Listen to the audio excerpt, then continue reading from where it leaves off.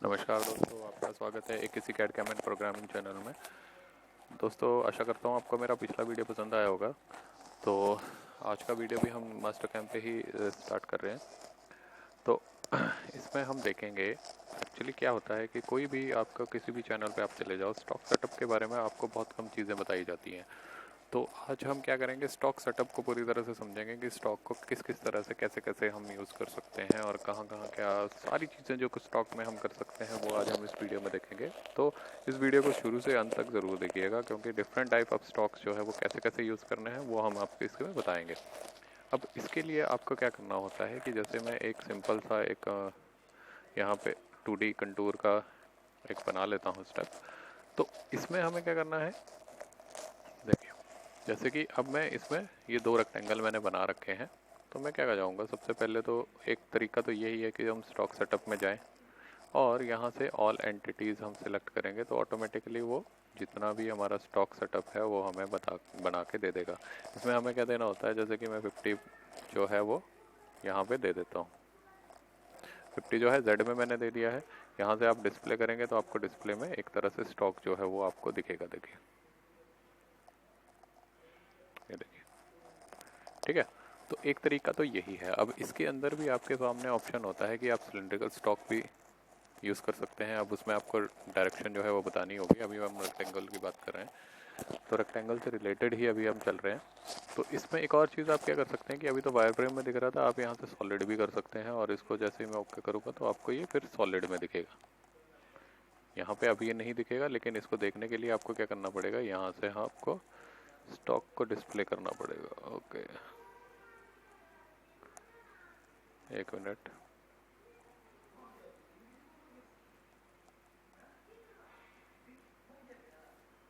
All entities 50 और यहाँ से ओके कर देंगे तो इस तरह से आपको यहाँ पे वो दिखेगा।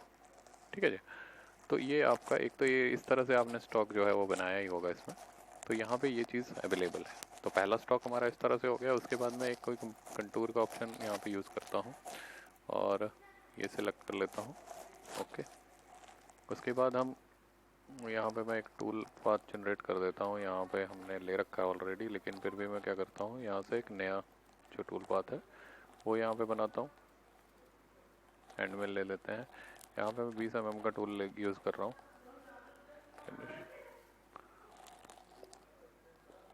ठीक है, और यहाँ से होल्डर भी दे देते हैं। कट पैरामीटर में हम कटर कंपनसेशन जो है लेफ़्ट राइट दोनों साइड रख सकते हैं। तो अभी हम चेक करेंगे कि किस साइड हमें रखना है। जैसे हमारा वो बन जाएगा, डेप्थ ऑफ कट स्टार्ट करेंगे। यहाँ पे मैं 5 mm का डेप्थ ऑफ कट दे रहा हूँ अभी मैं, क्योंकि 50 mm है और सॉरी 2 mm का दे देते हैं। उसके बाद यहाँ पे आपके सामने ऑप्शन होता है लीड इन लीड आउट का, तो वो आप दे सकते हैं अगर देना चाहते हैं। लिंकिंग पैरामीटर में टॉप ऑफ द स्टॉक 0 है, इसमें हम क्या करेंगे, -50 है तो -20 का काट देते हैं। ठीक है, तो इसको मैं ओके करता हूँ। तो उसके बाद हमारा इस तरह से ये बन जाएगा। अब देखिए लेफ़्ट साइड मैंने किया था तो वो अंदर की साइड बना रहा है, तो मेरे को क्या करना है, वो राइट साइड करना है। तो आपको एक बार अपनी डायरेक्शन जो है वो चेक ज़रूर करनी पड़ेगी। राइट साइड में कर रहा हूँ, तो जैसे मैं राइट साइड करूँगा यहाँ पे ये बाहर की साइड को आ जाएगा। लेकिन अभी तक मुझे क्या करना है कि मुझे सारा का सारा बंद करना है। तो उसमें मुझे क्या करना पड़ेगा, यूज़ मल्टी पासेस वाला ऑप्शन। तो मल्टी पासेस ऑन करता हूँ मैं यहाँ पे। रफिंग के पासेस कितने मुझे चाहिए, जैसे कि मैं 10 पासेस ले लेता हूँ। स्पेसिंग जो है 20 का था, तो स्पेसिंग भी हम क्या कर लेते हैं, 15 के स्पेसिंग रख लेते हैं यहाँ पे। और इसको ओके कर देता हूँ मैं। एक बार चेक कर लेते हैं कितनी बनी है। तो ये हमारा ये इस तरह से बना है। अब इसको और पूरा काटना है तो थोड़ा सा क्योंकि मैंने अंदाजे से बनाया है तो उस तरीके से ये आ रहा है। मैं 15 कट और दे देता हूँ। देखिए, ओके। तो जब हम इसको चला के देखेंगे, अब देखिए जैसे कि अगर अब मैं इसको अगर चला के देखता हूँ,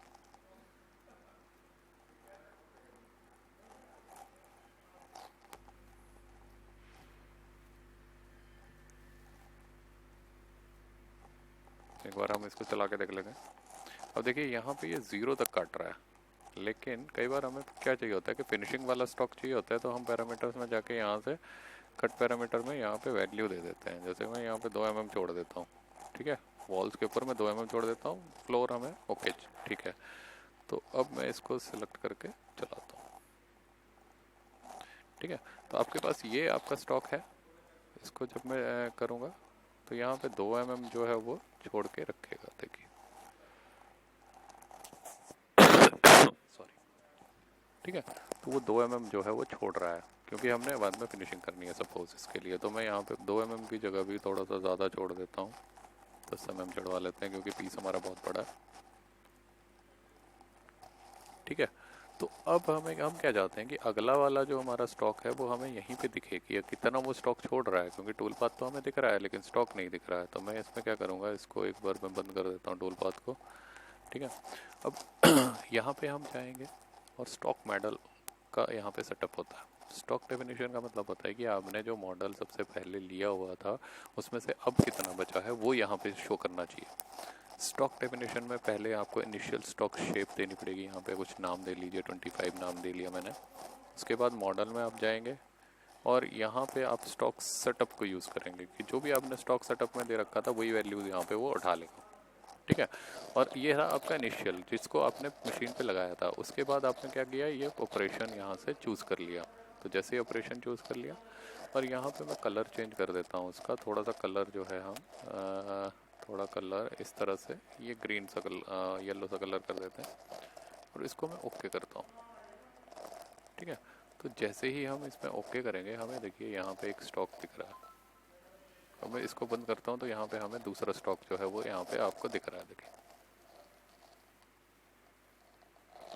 ठीक है। अब सपोज मैंने इसमें फिर से एक और स्टॉक का, सॉरी, इसमें जो है हमने क्या करना है, एक और ऑपरेशन चला दिया। फिर से हम क्या करते हैं, कंटूर ऑपरेशन चलाते हैं और इसमें यूज़ करते हैं वही स्टेप्स, फिर से यूज़ करेंगे हम, मतलब फिनिशिंग के लिए हम यूज़ कर रहे हैं। सपोज मैं यहाँ पे 20 mm वाला ही यूज़ कर लेता हूँ। फिर से कट पैरामीटर में यहाँ पे 10 mm की जगह पे मैं 1 mm छोड़ता हूँ। डेप्थ ऑफ कट 2 mm, ठीक है। और मल्टीपासेस में 15 की जगह पे अब हमें कितने चाहिए, 5 ही चाहिए, जिसके अंदर आपकी ये जो हो वो 2-2 mm की हो, 5 दूनी 10, ठीक है। स्पेसिंग 2-2 mm की हो। लिंकिंग पैरामीटर में डेप्थ जो है वो वही -10 रहेगी आपकी, सॉरी -20 रहेगी। और इसको मैं एक बार वो करके देखता हूँ, ठीक है। तो यहाँ पे आपका ये काम जो है वो कर रहा है, काम कर रहा है यहाँ पे अभी। तो इसको हम क्या करेंगे, अब मैं फिर से इसमें जाता हूँ यहाँ पे स्टॉक मॉडल में, ठीक है। अब स्टॉक मॉडल इसके बाद क्या बचेगा, इस ऑपरेशन के बाद क्या बचेगा वो देखना है मुझे। तो स्टॉक मॉडल में जाएंगे, अब यहाँ पे एक और नया ऑपरेशन जो है वो हम यूज़ करते हैं, ठीक है। उसके बाद स्टॉक मॉडल में आप सिलेक्ट करोगे, अब इनिशियल स्टॉक क्या था, जो पिछला वाला स्टॉक था वो हमने यूज़ किया। यहाँ पे 25 ऑटोमेटिकली आ गया जो पिछला वाला था, ठीक है। और इसके अंदर आप कलर फिर से हम चेंज करेंगे, थोड़ा सा ग्रीन कलर यहाँ पे चूज़ कर लेते हैं। और इसके बाद यहाँ पे सोर्स ऑपरेशन में सेकंड कंटूर जो है वो यूज़ करेंगे। तो यहाँ पे अगर आप देखोगे तो पुराना वाला भी आपको स्टॉक दिख रहा है, लेकिन आप यहाँ पे देखोगे तो ग्रीन वाला भी दिख रहा है। तो इसके लिए आपको क्या करना है, पुराना जो स्टॉक था उसको एक बार आपको क्या करना पड़ेगा, हाइड करना पड़ेगा। तो ये मैं हाइड कर रहा हूँ पुराने वाले को, और ये टूल पाथ जो है इसको भी मैं हाइड कर देता हूँ, सेकेंड वाला, ये देखिए। तो अब जो आपके पास बचा है वो 1 mm वाला, 1 mm हमने छोड़ा था तो 1 mm बच गया है, ठीक है। तो इस स्टॉक को आप यूज़ करके देख सकते हैं, आपको वेरीफाई करने की भी ज़रूरत नहीं है। यहीं से जैसे ही प्रोग्राम चलेगा आपके पास स्टॉक जो है वही वाला आ जाएगा। आप देखिए, अब यहाँ से आप चेक कर सकते हैं कि पहले मैं इस स्टॉक को बंद कर देता हूँ। सबसे पहला वाला स्टॉक हमारे पास कौन सा था वो हम यहाँ से खोलेंगे, ये आ गया। उसके बाद सेकेंड वाला स्टॉक कौन सा था हमारे पास आया, सेकेंड ऑपरेशन के बाद ये वाला, इसको मैं बंद कर देता हूँ। उसके बाद तीसरा स्टॉक कौन सा आ गया, ये वाला, कटिंग करने का। तो हमारे पास तीनों यहाँ पे अवेलेबल हैं। और ऐसा नहीं है कि आप इसको यूज़ नहीं कर सकते, यहाँ से आप इसको यूज़ भी कर सकते हो। एक्सपोर्ट करने का ऑप्शन है, लेकिन जो आपका डेमो वर्जन होगा उसमें ये एक्सपोर्ट नहीं होगा, लेकिन इसका भी तरीका है। आप इसको वेरीफाई कर लीजिए एक बार, कौन सा ऑपरेशन है, तीसरा ऑपरेशन है, इसको हम वेरीफाई करके देखेंगे। सॉरी, पूरे तीनों ऑपरेशन को सिलेक्ट करके एक बार वेरीफाई करते हैं। तो जो लास्ट में आपके पास बचेगा उसको आप यूज़ कर सकते हो एज अ स्टॉक।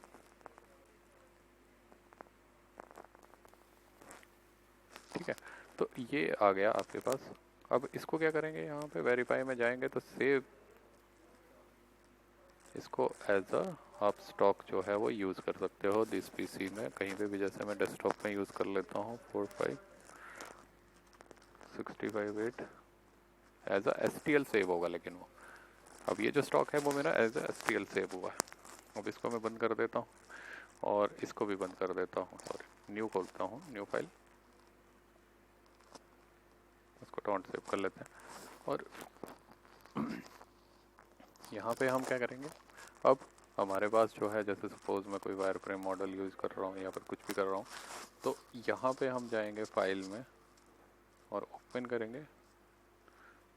सॉरी, यहाँ पे मैं फिर से उसी तरह से कुछ भी बना देता हूँ। एक रेक्टेंगल जो है यहाँ पे मैं शो करता हूँ। जैसे सपोज मशीन में जाएंगे, मिल में जाएंगे और डिफ़ॉल्ट, और जहाँ पे यहाँ पे स्टॉक सेटअप का ऑप्शन होता है तो वहाँ पे अब आप यूज़ कर सकते हो एज अ फाइल। फाइल में जाओगे, यहाँ पे ब्राउज़ करोगे, डेस्कटॉप के ऊपर आपकी STL फाइल जो है आपको मिल जाएगी 658 करके, और इसको आप ओके करोगे, ये आपकी फाइल आ गई। ओके करो,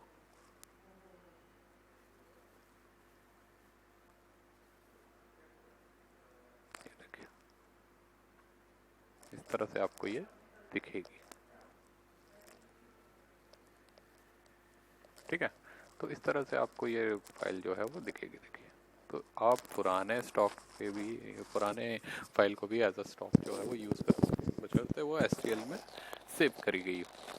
ठीक है, इसके अलावा अगर आपने कोई बॉडी बनाई है उसको भी एज अ स्टॉक जो है आप यूज़ कर सकते हो। जैसे कि मैं आपको एक बार दिखाता हूँ यहाँ पे। अब मैं क्या करता हूँ, इसको फाइल को, यहाँ फाइल थी, इसको हम यहाँ से हटा देते हैं। अब मैं क्या करता हूँ, यहाँ पे एक इसको सिलेक्ट करते हैं और डिलीट कर देते हैं, और यहाँ पे होम पे वायर फ्रेम रेक्टेंगल,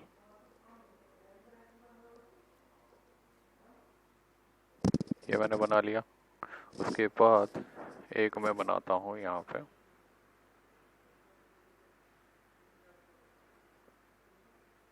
एक और मैं इसको नीचे वाले को क्या करता हूँ, एज अ सॉलिड इसको एक्सट्रूड कर लेते हैं।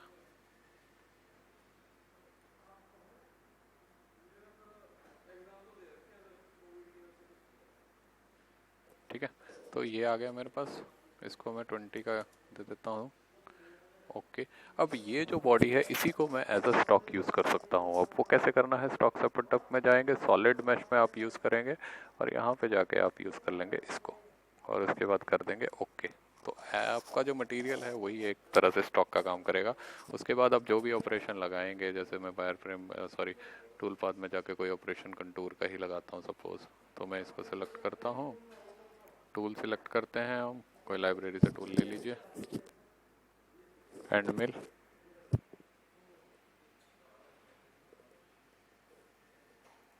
कोई भी ले लीजिए। कट पैरामीटर में 0 0 रखना है, यहाँ पे लेफ्ट की जगह राइट कर देंगे हम। बाहर की तरफ करने के लिए डेप्थ ऑफ कट आप बता सकते हैं 2 mm का, ठीक है। उसके बाद हम यहाँ पे लिंकिंग पैरामीटर में एब्सोल्यूट में -10 यूज़ करेंगे। ठीक है, और इसको कर देंगे, मल्टी पासेस देने हैं तो वो भी आप देख सकते हो।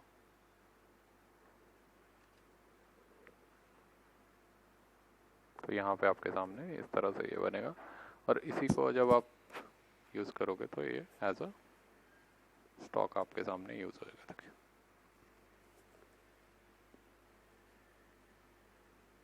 तो वो जो आपकी फ़ाइल थी वो एज अ स्टॉक यूज़ हो जाएगी। अब इसी तरह का स्टॉक अगर आपने दूसरा बनाना है तो आप ऐसे भी बना सकते हो। तो मतलब आप अगर किसी बॉडी को इंपोर्ट करते हो तो उसको भी एज अ स्टॉक जो है वो यूज़ कर सकते हो। ठीक है, तो यहाँ पे आपके पास ऑप्शन होता है ये वाला चीज़। अगर आप यहाँ पे वायर फ्रेम करोगे तो वो वायर फ्रेम की तरह शो होएगा।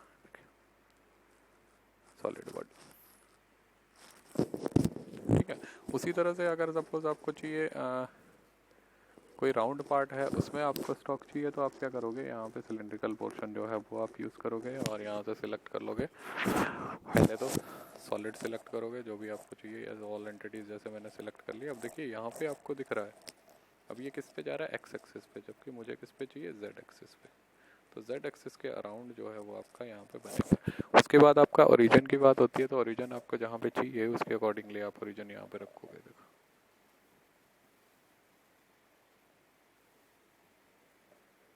ठीक है, तो यहाँ पे आपका ओरिजिन जो है वो काम आएगा।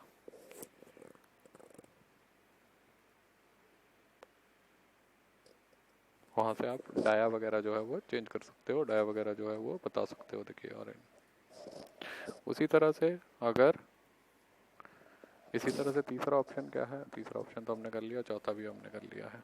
तो रेक्टेंगुलर सबसे पहले हम करते हैं, उसके बाद सिलेंड्रिकल का ऑप्शन होता है कौन से सिलेंडर पे चाहिए, उसके बाद ये ऑप्शन होता है सॉलिड मेश का, फाइल का ऑप्शन होता है। उसके अलावा आप स्टॉक मॉडल में एज अ STL फाइल भी यूज़ कर सकते हो। डिफरेंट ऑपरेशन के बाद जो है वो आप स्टॉक भी आपको बता पाओगे आप इजीली। ठीक है, तो ये वीडियो काफ़ी लंबी हो गई है, आपको कोई भी इसमें दिक्कत आ रही होगी तो मेरे को प्लीज़ बताएंगे। जैसे फॉर्चिंग वगैरह के पार्ट होते हैं या फिर आपके कास्टिंग के पार्ट्स होते हैं तो उनमें हमने डायरेक्टली ये करना है फिनिशिंग, तो आप पहले उसकी रफिंग वगैरह के बाद जो है स्टॉक को सेव करके उसको यूज़ कर पाओगे। तो ये सारी चीज़ें आपकी एज अ स्टॉक में आ रही हैं। ठीक है जी, तो आशा करता हूँ ये वीडियो आपको समझ आया होगा। अगर कोई भी दिक्कत आ रही है फिर भी तो आप हमारे, कोई भी दिक्कत आपको लगती है तो कमेंट सेक्शन में आप ज़रूर कमेंट कीजिए और हम उसका रिप्लाई करने की कोशिश करेंगे। ठीक है, तो आशा करता हूँ ये वीडियो आपको पसंद आया होगा और काफ़ी इन्फॉर्मेशनल वीडियो है, और आपके साथ भी ज़रूर शेयर कीजिए। Thank you so much.